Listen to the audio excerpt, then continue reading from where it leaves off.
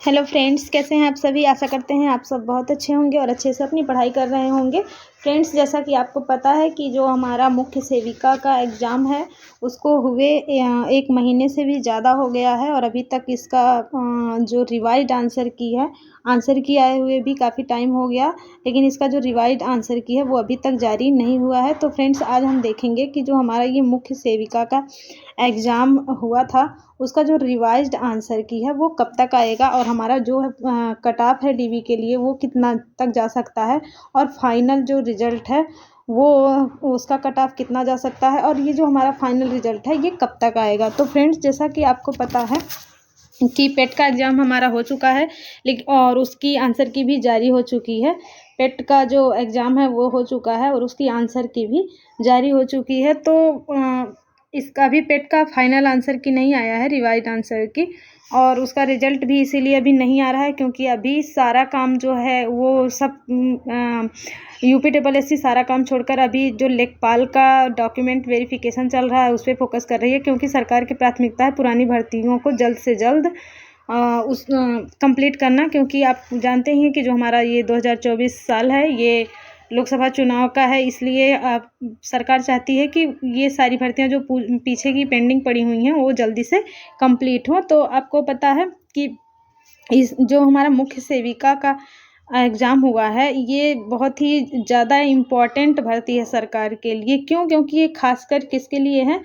महिलाओं के लिए है, महिलाओं के लिए ही है।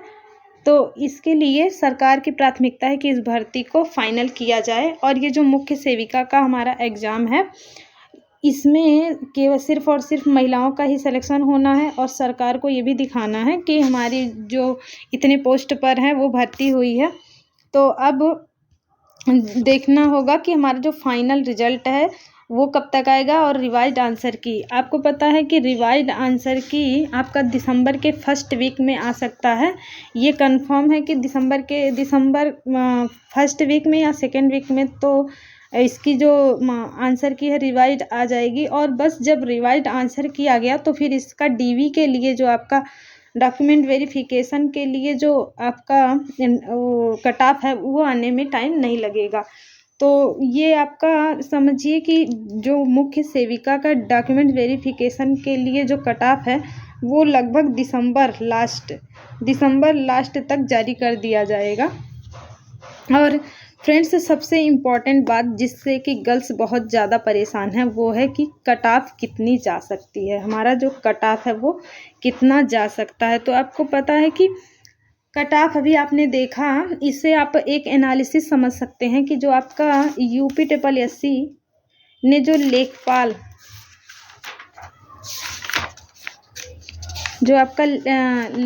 का जो आपका रिवाइज्ड कट ऑफ आया है आपने देखा कि उसमें कितनी ज़्यादा गिरावट आई है। लेखपाल का जो कट ऑफ है वो जिसमें स्वतंत्रता सेनानी का हो गया या फीमेल कैंडिडेट का हो गया और भूतपूर्व सैनिक का हो गया और एसटी कैटेगरी का हो गया, इन 4 कैटेगरियों का जो है दोबारा कट ऑफ जारी किया गया है। क्यों? क्योंकि उसमें जितने लोगों को कैंडिडेट्स को बुलाया गया था और जितनी सीटें थी उसमें बताया गया कि संभवतः जो है वो कैंडिडेट कम पड़ रहे हैं। तो आप समझ सकते हैं कि इससे कट ऑफ में गिरावट होगी। जो अब चैनल्स बता रहे थे कि जो लेखपाल का कट ऑफ है वो इतना ज़्यादा जाएगा, तो ऐसा कुछ भी नहीं है। आप देख सकते हैं कि उसमें भी कट ऑफ में काफ़ी गिरावट आएगा। और क्योंकि उसमें जो है वो मेल और फीमेल यानी कि सभी कैंडिडेट अलाउ थे, उसमें कोई सब्जेक्ट का इशू नहीं था, तो उसकी कट ऑफ इतनी गई है। गर्ल्स पूछ रही हैं कि क्या लेखपाल का जो डीवी का कट ऑफ हो वो इतना ज़्यादा गया है तो क्या मुख्य सेविका का भी कट ऑफ इतना हाई जा सकता है? तो ऐसा बिल्कुल भी नहीं है, क्योंकि मुख्य सेविका में आपको पता है कि एग्ज़ाम ही कितने कैंडिडेट ने दिया था, लगभग 35,000 कैंडिडेट्स जो हैं 35,000 कैंडिडेट्स ने ही जो इसका एग्ज़ाम दिया था। और इसमें से अभी जिनका सब्जेक्ट इशू है जैसे बीएससी वाली लड़कियां हो गई, तो इन सबको भी इसमें से अभी डीवी के टाइम इन सबको भी अलग किया जाएगा। तो उतने ज़्यादा कैंडिडेट इसमें है ही नहीं, फिर इतना ज़्यादा कट ऑफ कैसे जा सकता है? और जो आपका लेखपाल का जो पेपर था वो इजी टू मॉडरेट था, मतलब ना बहुत आप इजी कह सकते हैं ना टफ कह सकते हैं, मतलब कि मीडियम लेवल का था। और आपका मुख्य सेविका जो पेपर था वो आपने देखा ही कि वो काफ़ी टफ लेवल का माना जाएगा, बल्कि इस कंपैरिजन में अगर आप देखें तो लेखपाल का पेपर इससे इजी कहा जाएगा और उसमें कैंडिडेट्स भी काफ़ी थे। हाँ, हालांकि इसमें सीटें हैं 2600, तो फिर भी ये कम सीटें नहीं हैं, केवल फीमेल के लिए ये बहुत ज़्यादा सीटें हैं, कम नहीं हैं। तो आप समझ सकते हैं इसका कट ऑफ की तुलना लेखपाल के कट ऑफ से बिल्कुल भी नहीं की जा सकती है। इसमें अगर आपका 50 जनरल वालों के लिए अगर आपका 50 प्लस है तो आप अपने आप को बिल्कुल भी सेफ समझिए, और अदर कैंडिडेट के भी +-2 समझ सकते हैं कि इसका कट ऑफ जो है इतना जा सकता है। और आपका जो रिजल्ट है ये बहुत ही जल्द आने वाला है। इसको एक आप एनालिसिस कर सकते हैं, खुद भी समझ सकते हैं कि लेखपाल का कट ऑफ जो इतना गया है इतना मुख्य सेविका का नहीं जाएगा, इसमें केवल फीमेल कैंडिडेट हैं।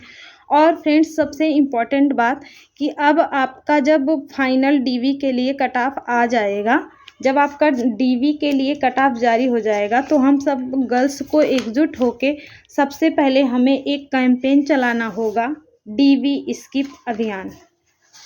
डीवी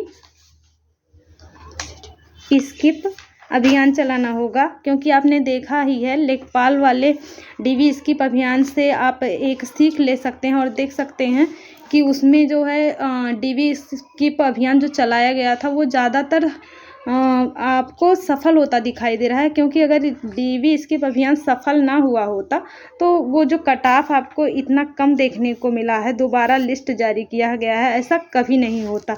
तो डीवी स्किप अभियान हम गर्ल्स को जैसे ही डीवी आएगा सभी लोगों के लिए ये ज़रूरी होगा कि आप अपने अपने स्तर से डीवी स्किप अभियान आप इसमें चला सकते हैं। जैसे अभी अगर मुख्य सेविका से पहले लेखपाल वाले लोगों का सिलेक्शन हो जाता है तो आप उसमें डीवी स्किप के लिए अभियान चला सकते हैं, क्योंकि उसमें भी कुछ गर्ल्स का सिलेक्शन हो जाएगा। तो अगर वो उनसे हम रिक्वेस्ट कर सकते हैं कि अब अपनी जो मुख्य सेविका का अगर आपको नहीं करना है तो डीवी मत कराइए। इस तरह से हम उनसे रिक्वेस्ट कर सकते हैं। और सभी गर्ल्स से ये हम्बल रिक्वेस्ट है कि जैसे ही डीवी का आपका कट ऑफ जारी हो जा रहा है तो आपको एक बड़े स्तर पर अपने अपने स्तर से मुख्य सेविका में भी डीवी स्किप अभियान को चलाना होगा और लोगों से रिक्वेस्ट करना होगा कि अगर आप कहीं अच्छे पोस्ट पे सेलेक्ट हैं और आप मुख्य सेविका का एग्ज़ाम बस ऐसे ही दिखाने के लिए डीवी करवा रहे हैं, आपको सिलेक्शन नहीं लेना है, तो प्लीज़ प्लीज़ प्लीज़ आप डीवी मत कराइए।